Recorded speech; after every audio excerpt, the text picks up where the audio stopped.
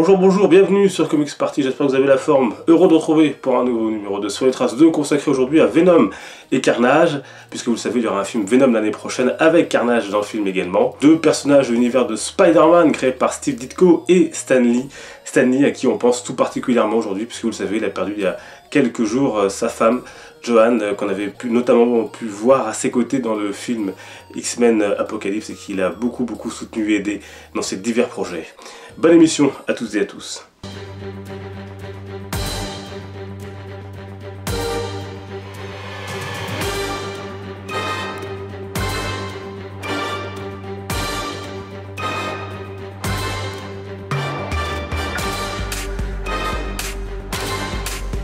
Pour commencer, Venom et Carnage sont tous les deux des symbiotes.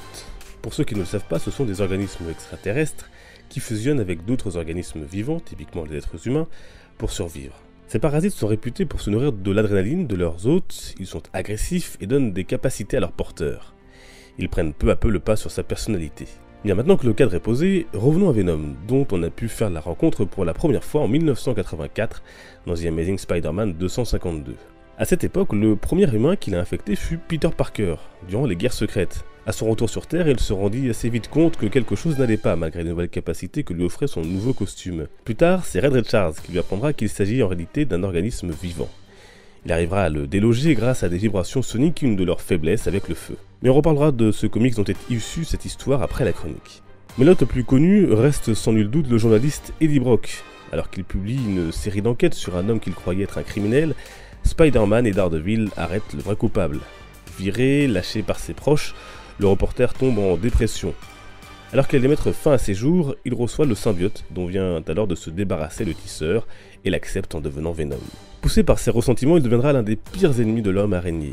Non sans quelques avantages, comme le fait que le Spider-Sense de Peter ne peut le déceler.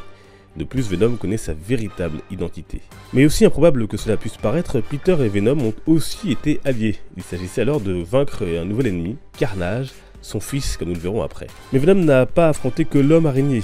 Il a ainsi également combattu Wolverine ou encore le Punisher. On notera également que son ex-femme, Anne Weying, sera également l'hôte du symbiote en devenant un temps Miss Venom. Le personnage, lui, est doté d'une force surhumaine, de mains pourvues de griffes, d'une mâchoire démesurée avec des crocs acérés dont il s'est servi pour dévorer des humains.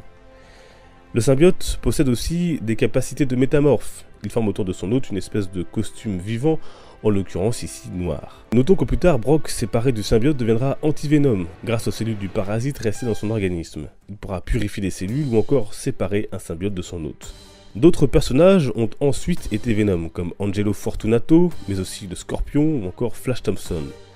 Ce dernier, ancien soldat ayant perdu ses deux jambes, s'est vu proposer le symbiote par le gouvernement américain qu'il avait récupéré. Et vous pouvez notamment suivre cette histoire dans le très bon comics Agent Venom, publié dans la collection Marvel Dark chez Panini pour 13 €.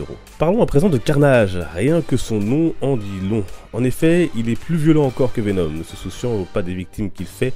Son seul but est de tuer, on peut le définir comme un psychopathe sanguinaire. Il faut dire que son hôte n'est pas n'importe qui. Il s'agit de Cletus Kasady, un tueur en série. Et pour noircir encore plus le tableau, il commet son premier meurtre à 6 ans, en poussant volontairement sa grand-mère de l'escalier pour voir si elle pouvait voler. C'est en prison qu'il deviendra Carnage, alors qu'il partageait une cellule avec Eddie Brock. Son symbiote, venu le retrouver pour le libérer, donna naissance à un petit, qui se lia à Cletus. Plus sauvage, plus féroce, techniquement, il possède une force supérieure à celle de Venom et Spider-Man réunis. Il peut créer des tentacules et des armes tranchantes et peut voir avec n'importe quelle partie de son corps, ce qui le met à l'abri de toute attaque surprise. Il eut d'autres autres également, comme John Jameson ou encore brièvement le surfeur d'argent. Sur le personnage, vous pouvez lire en collection Marvel Dark Carnage, une affaire de famille, mais aussi Venom contre Carnage, ou Deadpool vs Carnage par exemple. Et comme vous l'aurez compris, les symbiotes donnent naissance à des petits qui se choisissent des cibles. Carnage a lui-même donné naissance à Toxin, qui trouva comme hôte un policier, Patrick Mulligan. On peut aussi citer les symbiotes de Life Foundation issus des œufs de Venom, Scream, Lasher, Phage, Agony et Riot. Enfin, côté cinéma, on a vu le personnage de Venom dans l'ultime volet de la trilogie de Spider-Man de Sam Raimi. On le retrouvera dans son film solo en octobre 2018 où il devra notamment faire face à Carnage. Ça promet. Et d'ici là, n'hésitez pas à voir ou revoir les excellents épisodes de la non moins excellente série animée Spider-Man de 1994 qui reviennent sur Venom et Carnage notamment dans la saison 3. Voilà, n'hésitez pas à me dire dans les commentaires qui vous préférez entre Venom et Carnage. Quelques lectures encore, donc, comme je vous l'ai dit, la naissance de Venom dans cette collection, donc essentiellement centrée sur le début donc, de Venom et donc sur le costume noir de Spider-Man. Je vous en ai déjà parlé dans une précédente vidéo et dans cette vidéo, c'est l'alliance entre Venom et Spider-Man, mais avant tout la traque de Spider-Man par Venom. Et puis le voilà, le comics dans lequel on retrouve Miss Venom, et rien que la couverture, vraiment, ça déchire. Spider-Man, il en sera encore question mercredi après-midi pour la prochaine vidéo, puisque ce sera la critique sans spoiler, bien évidemment, du film Homecoming qui sort en salle mercredi. Merci à tous de votre fidélité, on se retrouve sous les réseaux sociaux, vous avez les liens en description. Portez-vous bien, à très vite, les comics sont une fête, ciao.